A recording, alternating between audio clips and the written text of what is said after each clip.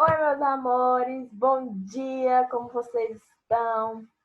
Primeiro, antes de começar nossa aula, eu quero parabenizar Lavínia, né, pela tentativa aí de beber o suco lá, não valeu, você tampou o nariz, não sentiu gosto, entendeu? Então não vale, tá? Tem que sentir o gosto da laranja com a cenoura e é uma delícia, eu sou apaixonada por esse suco, Lavínia, é muito bom.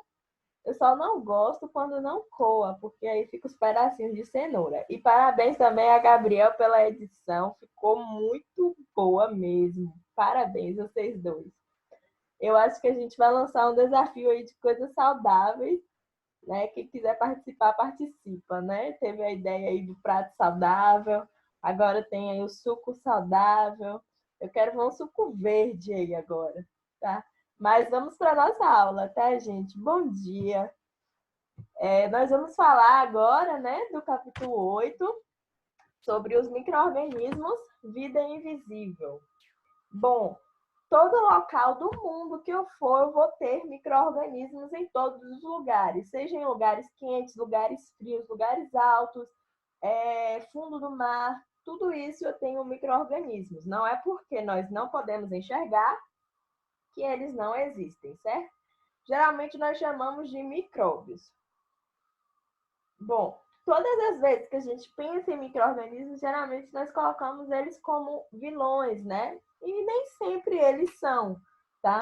Vamos falar um pouco da microbiota intestinal. Como o próprio nome já diz, são micro-organismos que vivem aí, dentro do seu intestino, tá? Então, se preparem, vocês têm bactérias e fungos que vivem aí dentro do seu intestino, tá? Mas não se preocupe, porque eles nos ajudam, tá? A digerir, né, algumas coisas, eles ajudam a manter o equilíbrio, certo?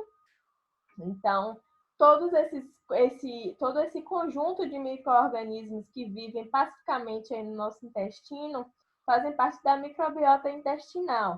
Gente, lembrando que alguns, eles se tornam nocivos se eles aumentarem, né, a quantidade e se por acaso a nossa imunidade baixar, né, e a gente sofrer um ataque deles. Fora isso, está tudo bem, né, eles nos ajudam bastante aí na digestão, tá?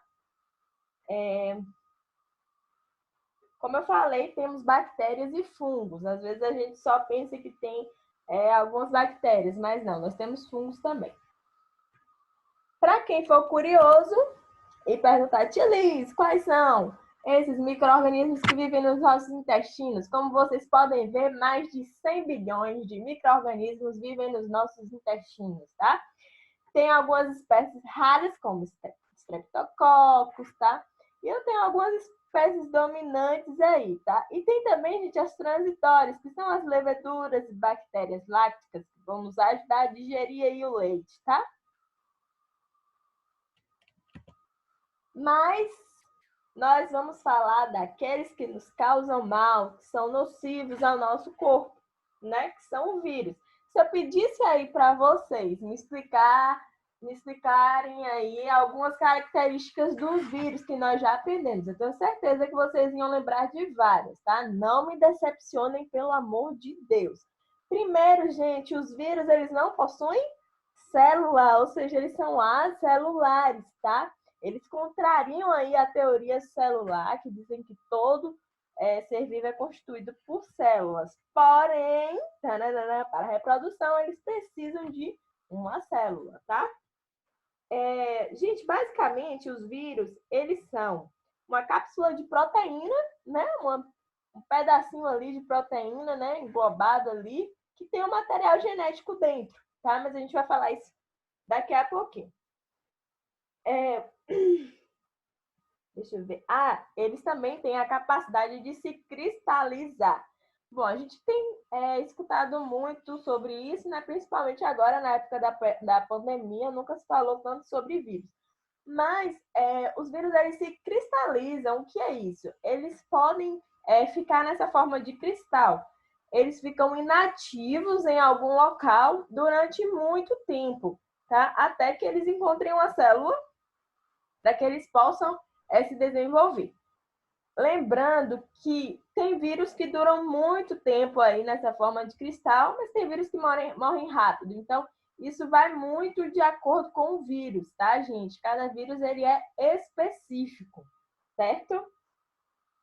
Tem alguma outra coisa que eu esqueci de falar?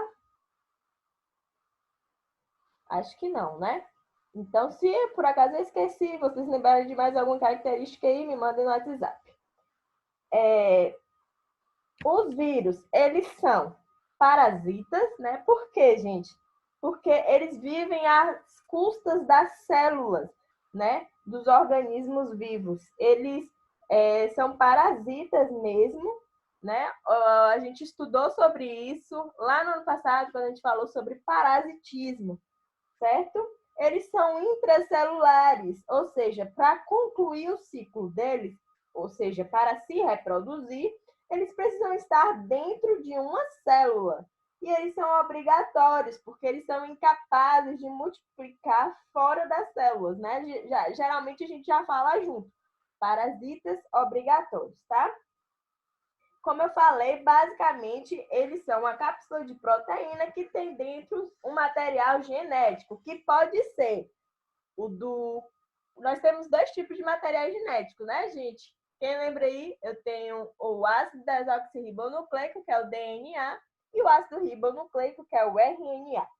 Os vírus, eles podem ter tanto DNA como o RNA. Lembrando que os vírus que têm DNA, gente, são chamados de adenovírus. E aqueles que têm RNA são chamados de retrovírus. Muito fácil de lembrar, né? Lembrando que eles são parasitas específicos. Isso quer dizer que eles atacam certos tipos de célula, tá? Por exemplo, o vírus da poliomielite, ele destrói as células nervosas. Então, eles conseguem chegar ali, né, até a região ali do cérebro, da medula, tá?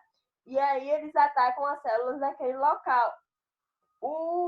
No caso, o hospedeiro, né, quem foi infectado, ele pode ter a paralisia, né? Hoje a gente já tem vacina contra esse vírus, mas era uma doença que era muito endêmica, tinha muitos casos antigamente. E muita gente ainda sofre de um pouco dessa paralisia, porque na época, né, dessas pessoas ainda não tinha vacina. Tá bem? E lembra que uma vez eu falei com vocês também que do vírus da AIDS, ele também ataca as células de defesa do corpo. E os vírus de resfriado, né? Quem é que vai lembrar aí? Vamos pensar um pouquinho. Se é um vírus de resfriado, ele vai atacar o quê? Meu sistema respiratório, né? Que é o sistema onde mais sofre aí com resfriado, gripe, certo? Agora nós vamos falar um pouquinho sobre a reprodução viral. Gente, para ficar mais fácil, toda vez que a gente vai falar sobre a reprodução do vírus, a gente coloca um vírus bacteriófago, tá? Porque a reprodução deles são mais simples. Claro, existe uma forma mais complexazinha, mas a gente não precisa saber disso agora, tá? O que a gente precisa saber é que aqui é um vírus bacteriófago, tá? Ele tem aí essa cápsulazinha aqui em cima, geralmente o material genético dele fica aqui, tá? E tem essas perninhas que parecem aranha. Então, basicamente, o que eles fazem? Eles se fixam, né, na membrana aqui da bactéria, eles vão lá, se fixam, eles conseguem quebrar aqui essa membrana, e aí eles injetam o material genético deles, tá? Que é essa cobrinha aqui rosa. Esse material genético, ele vai se misturar ao material genético da célula. E aí ele começa a comandar a célula para que ela construa, né, mais vírus iguais a ele. E aí esses vírus, eles vão se montar, né, como se fizessem vários quebra-cabeças, como vocês podem ver aqui. Aí os vírus, eles se montam, tá, gente? Eles montam aí certinhos. E aí, ó, a membrana se quebra, né? Se parte quando eles estão prontos. e aí eles vão lá e infectam outras células. Isso acontece bem rápido, né? Como vocês sabem, as células elas são bem pequenininhas. Os vírus também, eles conseguem fazer isso rapidinho até infectar o nosso corpo, tá bom? Essa é a reprodução do vírus. Vamos falar um pouquinho sobre virose. Quem é que nunca foi no hospital com alguns sintomas e o médico fala pra gente que a gente está com virose, né? Porque geralmente para dar um diagnóstico de alguma doença específica, a gente precisa de exames, né? Dificilmente a gente consegue olhar para uma pessoa e dizer, você está com isso. Né? Só médicos que estejam talvez capacitados para aquele tipo de doença. Nós sabemos que são muitas doenças e a gente tem categorias, né, dentro da medicina. Mas sempre nós temos que pedir alguns exames, né? Só que às vezes nem vale a pena. São viroses que duram pouquíssimo tempo. Então, até você fazer o exame, o resultado do exame sair, você já tomou remédio, já sarou e já tá tudo bem. Então, geralmente, o médico fala, tá com virose. Passa um remedinho, pronto. Se for alguma coisa mais séria, vai identificar para descobrir que vírus é. Então, nós damos o nome de virose para essas doenças. Gente, esqueci de uma característica do vírus que eu vou falar agora. Ele não está em nenhum reino animal. Por quê? Porque ele é excluído, ele não tem célula, tá? Ele precisa de uma célula. Se ele não tem célula, ele não está em reino, tá? Ele está excluído aí do reino, ele não faz parte de nenhum reino. Mas voltando. Então, as viroses são as doenças causadas pelos vírus, né? Para que a gente fale de algumas doenças causadas pelos vírus, vamos aprender aqui o que é agente etiológico, hospedeiro e vetor. Gente, agente etiológico é o micro-organismo, né, que desencadeia a doença, tá? Então, quem é o agente etiológico da doença X? Vai ser o vírus que transmite a doença X, tá? Esse é o agente etiológico. Geralmente vai ser o vírus, a bactéria, tá certo? Entenderam até aí? Hospedeiro. O hospedeiro vai ser o organismo que vai abrigar os agentes infecciosos, né? Que vai se infectar. E o vetor é aquele que transmite de um para outro, né? Nós podemos, ao mesmo tempo, ser hospedeiros e vetores, né? Que a gente pode transmitir para outra pessoa, tá bem? Entendemos até aí? Tá tudo ok? Então, vamos passar para o próximo. Vamos falar, gente, sobre a gripe, né? A gripe, ela é causada pelo vírus influenza. Eu tenho vários tipos Eu não, né? Quando eu falo eu, assim, é porque a gente está dando aula. Mas existem vários tipos de influenza, de vírus da gripe, tá? Nenhuma gripe, ela vai ser sempre igual, né? E o vírus da gripe, ele se modifica muito rápido, ele tem uma mutação, né? Então, por isso que todo ano tem a vacina contra a gripe, porque eles precisam atualizar a vacina.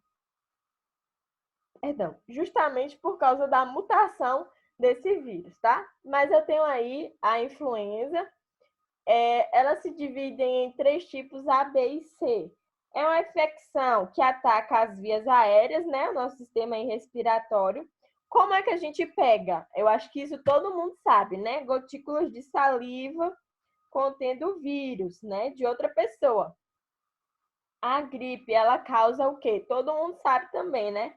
Febre, dor de cabeça, dor muscular.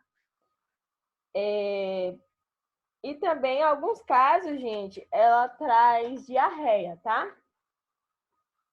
As pessoas, elas às vezes confundem a gripe com resfriado. Resfriado, geralmente quem causa vai ser o rinovírus. São sintomas parecidos, mas o resfriado ele é bem mais leve. O quadro ele é menor, certo? Mas vamos a essas informações aqui do slide. O agente etiológico da gripe é o Myxovírus influenzae. É uma influenza, né, da família Orthomyxovírus. Eles são vírus. Olha, tá vendo? Por isso que no capítulo anterior a gente aprendeu gênero, espécie, família. Senão eu ia falar isso aqui, vocês não iam entender. Tá vendo? Então, é eles pertencem à família Orthomyxovírus. Ah, tia diz, mas a senhora disse que não tem reino. Sim, gente, eles não têm reino, mas eles têm família, têm gênero, tá? Tem espécie. São vírus RNA de hélice única, tá, gente? O vírus da gripe é RNA, certo? Eles se subdividem em 3 tipos, A, B e C, de acordo com a sua diversidade, né, do antígeno. Quem são os hospedeiros? Homens, né, mas também foi encontrado em aves, cães, cavalos, camelos, gatos e focas, etc. Às vezes, ocorre do vírus poder ser passado por esses animais, tá? Como a gripe aviária, por exemplo. Né? Os seres humanos que tiveram contato com as aves acabam pegando a gripe aviária. Por isso que tem pouco tempo que passou uma reportagem que teve que sacrificar muitas aves porque elas estavam infectadas. E é um vírus que ele causa muitos sintomas, foi bem preocupante também essa gripe aviária, certo? E por isso que quando as aves são infectadas, não tem isso de curar, não, é sacrificar mesmo, infelizmente. Os cães, eles têm gripe canina. Pode passar pra gente? Não, gente. A gripe canina é só dos cães mesmo, tá? Do gato também, certo? O vetor da gripe, ele não possui vetor, porque é transmitido de pessoa para pessoa. Então, se uma pessoa foi infectada, ela espirra e ela acaba contagiando as outras pessoas. Por isso que a gripe ela não tem vetor, tá? Aqui eu estou falando da gripe no geral. Existem vários tipos de gripe. Existe gripe suína, gripe asiática, H1N1, H2N2, certo? O coronavírus. Então, existem vários tipos de vírus aí da gripe, tá bem? Vamos falar sobre a dengue agora, tá? Gente, a dengue todo mundo conhece bem. Por quê? Porque é uma doença que é endêmica, né, na nossa região, Nordeste principalmente, e ela é transmitida pela picada no mosquito Aedes aegypti. Isso vocês já sabem muito bem, tá? Ela não pode ser transmitida de uma pessoa para outra. Então, eu não posso dizer que eu peguei dengue da minha mãe ou da minha irmã, por exemplo. Nunca, tá? Para que o ser humano ele seja contaminado, precisa sempre da mordida do mosquito. Lembrando que, eu vi um mosquitinho das pernas brancas me mordendo, vou pegar dengue? Pode ser que não, não é certeza não. Para você pegar, o mosquito tem que estar infectado. Às vezes ele não está infectado com vírus, tá bem? Essa doença, ela se manifesta por intensas dores, né? Quem já teve sabe que a gente sente muita dor no corpo, nos músculos, principalmente nas articulações. Nas articulações são essas dobrinhas aí, quando você dobra seu braço, dobra sua mão, esses locais aí, dói muito quando a gente está com dengue, tá? Febre alta, dor no fundo do olho. Gente, são sintomas bem característicos. Quem teve dengue, assim, dessa forma aqui, porque tem uma dengue que ela é mais tranquila. Se eu não me engano, acho que é a soro tipo 1, tá? Mas tem outras que já são mais agressivas e tem outras medianas. O 3 e 4, eu acredito que seja mais agressivo. Então, quem pegou assim dengue para sentir esses sintomas, sabem que eles são muito característicos mesmo. Nosso corpo dói bastante mesmo. As articulações doem muito e o fundo, os olhos também. Febre muito alta, né? Eu lembro que quando eu tinha que tomar banho gelado toda hora para ver se conseguia baixar a temperatura, porque nem com remédio baixar. Geralmente, às vezes as pessoas ficam com manchas vermelhas na pele. Geralmente, os sintomas aparecem entre 5 a 10 dias, que é a forma clássica da dengue, mas existem a forma mais agressiva da dengue, que é a dengue hemorrágica. Ela é chamada assim porque há um descontrole aí na questão sanguínea e aí a pessoa tem hemorragia mesmo, tanto dentro do corpo como fora, tá? Começa a sair sangue pelos olhos, nariz. Então, é uma forma muito agressiva, certo? E pode causar morte. Por isso que a gente fala tanto para ter cuidado com a dengue, né? Cuidado com os nossos quintais, por causa dessa forma agressiva dela. E por isso, gente, que eu não posso tomar qualquer remédio quando eu suspeito de um sintoma que tem a ver com dengue. Porque alguns remédios podem desencadear essa parte hemorrágica da dengue, certo? Não são todos os remédios que podem tomar, né? Geralmente, dengue a gente toma paracetamol ou dipirona, tá bem? Então, se você tiver, quer dizer, se você, né? Se você tiver, ai gente, é que eu me confundi, peraí. Se existir alguém que tem algum sintoma, é sempre recomendável que vocês olhem se não é o sintoma da dengue para que não tome qualquer remédio, tá bem? Vamos lá. Por isso que muitos remédios também tem na bula, assim. Não tome, como é que fala, gente? Esse remédio é proibido caso suspeito de dengue. Eu não lembro mais, mas toda bula de remédio tem. Fala sempre na televisão. Mas é mais ou menos isso. Não pode tomar quando tem suspeita de dengue, tá? A sua transmissão é sempre pela fêmea do Aedes aegypti. O macho, ele não pica, tá? Ele é um mosquito que ele se alimenta, ele se alimenta mais de açúcar, de planta, fruta, essas coisas. Ele é bem saudável, tá? A fêmea que se alimenta de sangue, por isso que é a fêmea que pica a do Aedes aegypti, e ela que deposita os ovos na água, né? Que a gente deixa parado. Então, o nosso problema é com a fêmea do Aedes aegypti, não é com o macho, tá? O problema é distinguir na hora de matar, né? Então, por via das dúvidas, nós matamos os dois. São os únicos bichinhos que eu deixo vocês matarem, né? Judiarem. Tudo bem. Então, elas depositam os ovos na água, né? As larvas, elas vivem por alguns dias, né? Durante uma semana. É muito rápido o crescimento para virar larva ali, é muito rápido. É questão de dias mesmo. E as larvas, elas se tornam mosquitos adultos e eles já podem infectar as pessoas, tá? Por isso que a dengue, a gente tem que combater o mosquito e não deixar acumular. Agente etiológico é o vírus da dengue. Ele é um arbovírus do gênero Flavivírus, que pertence à família Flaviviridae. Eles são conhecidos, né, pelos 4 sorotipos. 1, 2, 3 e 4. Eu não tenho certeza, eu vou conferir para falar para vocês, mas eu acredito que o 3 e 4 é a forma mais grave da doença, tá? E o 1 é a forma mais leve. O 2 fica aí entre mediano. O vetor, gente, na América é o Aedes aegypti e pode ser também o Aedes albopictus, tá? Se vocês quiserem olhar aí no livro, vocês vão perceber que o albopictus, ele tem mais manchinhas brancas no corpo do que o Aedes aegypti. Eles têm algumas diferençazinhas, tá? O mosquito anófeles também pode transmitir a dengue e um outro também. Mas o que é endêmico, o que acontece mais na nossa região é o Aedes aegypti e esse Aedes albopictus. Porém, o Aedes albopictus, ele é mais da natureza. Ele fica mais naqueles locais que tem árvores. O vírus da dengue não, perdão, gente. O Aedes aegypti, ele virou urbano. Então, eles sobrevivem em locais que não tem árvores. Eles preferem criadouros artificiais, né? Que são as águas de pneus, de bacia, balde, planta. Enquanto o albopictus, eles vão preferir reservatórios naturais. Apesar de que, às vezes, eles vão para artificiais, tá?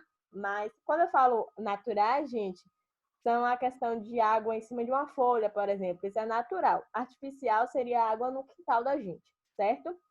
O apartamento mesmo, quem fica é Aedes aegypti. Ele é urbano mesmo, tá? O albopictus, ele é selvagem. Inclusive, ele é mais agressivo que o Aedes aegypti. O hospedeiro, meus amores, seres humanos, nós, né? Infelizmente, e primatas também tem casos, os macacos, tá? Entendido aí? Eu acho que agora dá pra gente saber aí o agente etiológico, vetor e hospedeiro. O agente etiológico da dengue é a dengue? Não, meus amores, é o vírus da dengue, tá? Certinho? Agora, para vocês aí, atividade. Página 105, essa pesquisa. Por favor, no mínimo 3 linhas, tá? para cada tópico desse daqui, por favor. Lavínia, não precisa ser meia página para cada um, tá bem? Eu quero aí vocês falem um pouquinho da dengue para a gente aprender aí os sintomas, os casos que tem por ano no mundo, no Brasil, tá? Para a gente saber os tipos de dengue e um pouquinho sobre a dengue hemorrágica. Isso aqui é mais para a gente ter um conhecimento maior. Amanhã eu acho que eu vou passar de um outro vírus, tá? Para a gente fazer esse reconhecimento aí. No mais, cuidem muito bem de vocês, bebam muita água, cuidem do corpo de vocês. Comida saudável sempre, tá? Beijo, meus amores. Até a próxima aula.